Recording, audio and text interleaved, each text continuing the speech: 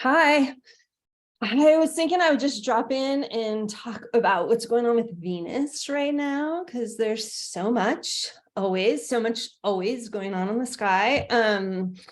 So let's see. So Venus just moved into Aries yesterday, Monday, early in the morning where I live in Colorado, right after the Pisces New Moon.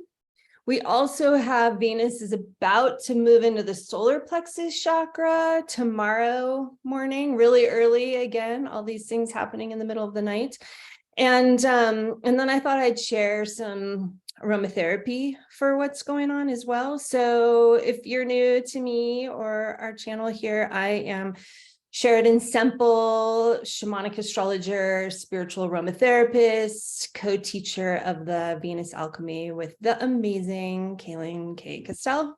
So Venus just moved into Aries, right? So she's been in Pisces. Venus represents the divine feminine, the goddess, the feminine within us, no matter how we identify, right? We have feminine and masculine aspects. And Venus moving into Aries is that shift into that more like warrior-esque type of energy. We've been in Pisces, which is the empath and the healer and the deep feeler.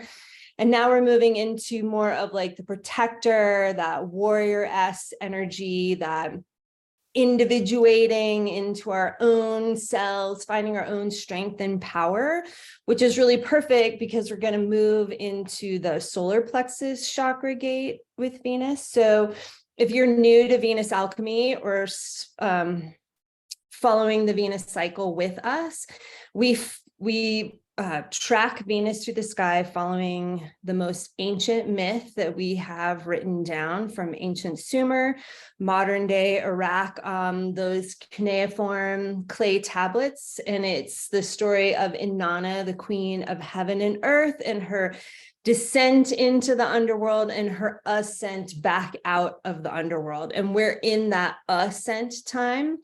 Venus was with the sun, that's the time of the underworld, and now she's back out and she's in the evening sky. So when you're out at night and you watch the sunset a little while later, the first star you see is actually the planet Venus comes alive in the western evening sky. It's so beautiful to see and tune into.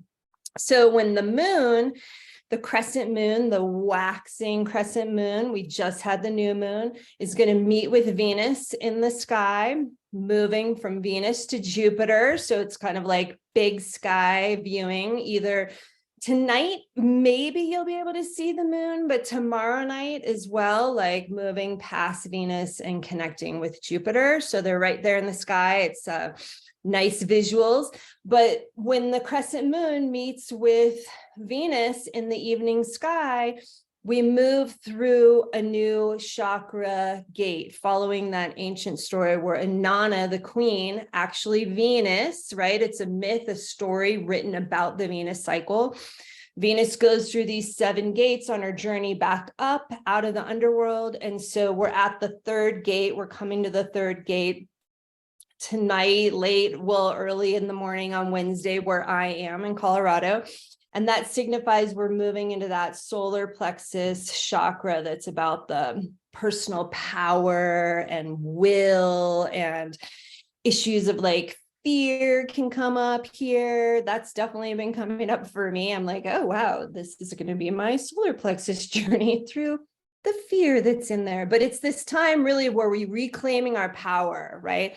Bringing back the energy of these chakras, right? So Venus moving into Aries feels like such a great way to spend that time traveling through the solar plexus chakra. She'll move into Taurus partway through the time as well, but a lot of it will spend in Aries. And I've just been feeling into this morning, what does it mean to have that new moon in Pisces, that Pisces kind of like merged with everyone, can feel everyone's feelings, the empath, but also is the one that can really merge with the divine, with spirit, like become one with. And then we move into Aries, where then we're individuating, coming back into our individual selves. And I feel like that's so much of where that protection and that warrior-esque energy is we come to stand in our own power, but then also, what are we using that power for, right? We're like protecting that individuality, that individuation, right? That's how Aries protects the community.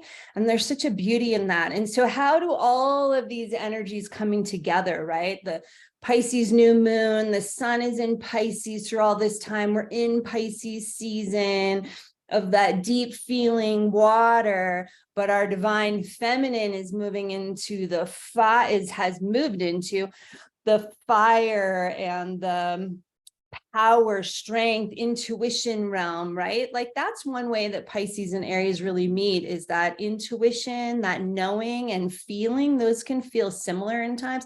So I just wanted to share about that. And if you're not following the Venus cycle, I totally encourage you to get out and look at the moon meeting with Venus and Jupiter. Hopefully see some tonight, because I think that might be my only clear night option. So I'm going to get up high and have a low horizon line as I can in the Rocky Mountains, and see if I can see the crescent moon tonight, meet with Venus, and then, or tomorrow night, or even the next night, you could see the moon still and just see that alignment of Venus, Jupiter, and the moon. It's always powerful. And I feel like it just connects us into our ancestral DNA in such a deep way, where all of our people followed and tracked the moon and the Venus cycle in their own unique individual ways.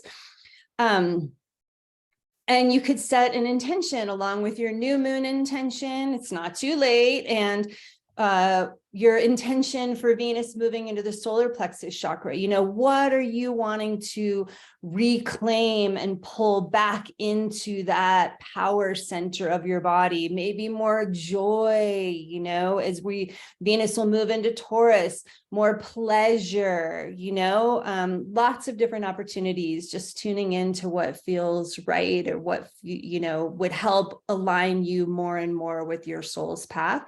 And lastly, I'll just throw out some aromatherapy, because I'm a total aromatherapy girl. But of course, you could be using herbs or stones or crystals, or sitting with plants, or sitting with the trees outside, anything that just helps anchor all of this like consciousness, awareness, sky type stuff down into our physical bodies, so that it acts as like a touchstone we can use on a daily basis, right? Because we can know these things are happening. We can set an intention for the solar plexus chakra, but then it's really easy to let that get away from us and kind of forget. Sometimes I come to the new moon, I'm like, whoa, what was my intention last month? Like, how is that already so out of my awareness? And so I like using aromatherapy personally, but for you, it could just be any kind of earth medicine tool that helps connect me in on a daily basis, right? Just having that touchstone where every day